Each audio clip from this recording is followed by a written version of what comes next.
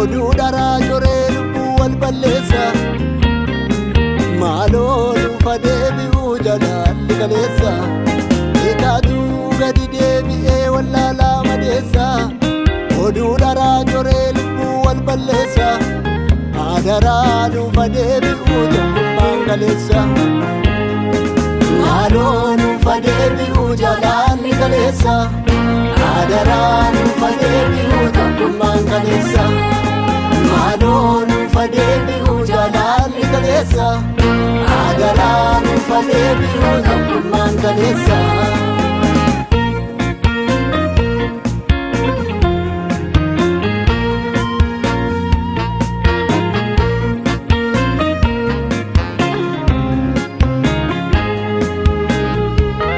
Dabbaanee tolgalleet birrannaa acheettii kanarraa eessirannaa lammiin koo waan lafaaf gooma utuu Yesuus qabu anin ta'uuma.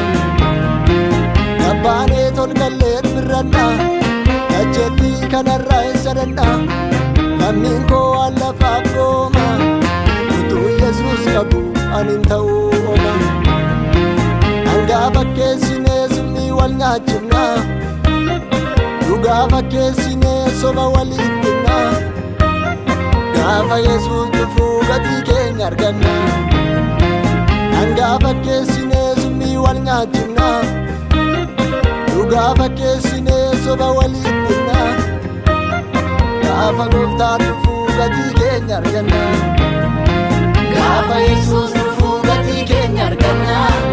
Gaafa Gooftaan dhufuu gatii keenya arganna.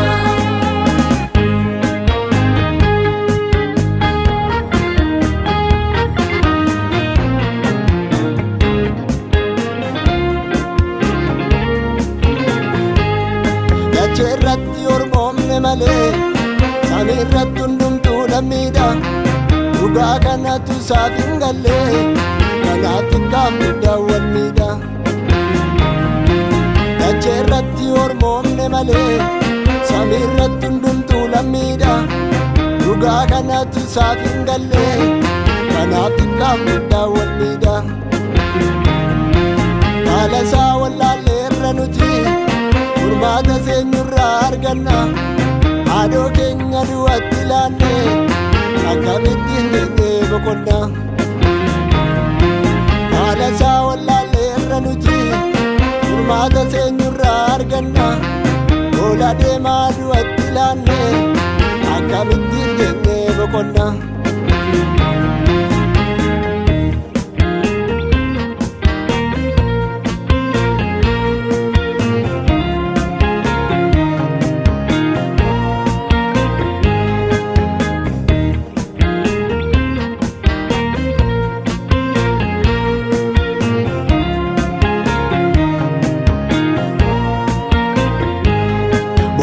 Ofii keenya qotanneetu ofummaan moo itti awwaalamna nama taanee dhalanne garuu bineensa daggalaan nyaatamna. Boolla ofii keenya qotanneetu ofummaan moo itti awwaalamna nama taanee dhalanne garuu saroota daandiirraan nyaatamna. Lafee keenyatu qoraan ta'ee iddoon dhumaatti bobeeffama dhugaa dabsinee wal miinu ijoollee Gooftaan dhufnaan nutti dheekkama. Lafee keenyatu qoraan ta'ee iddoon dhumaatti bobeeffama dhugaa dabsinee wal miinu ijoollee Yesuus dhufnaan nutti dheekkama. Gooftaan dhufnaan nutti dheekkama. Yesuus dhufnaan nutti dheekkama. Gooftaan dhufnaan nutti dheekkama. Yesuus dhufnaan nutti dheekkama.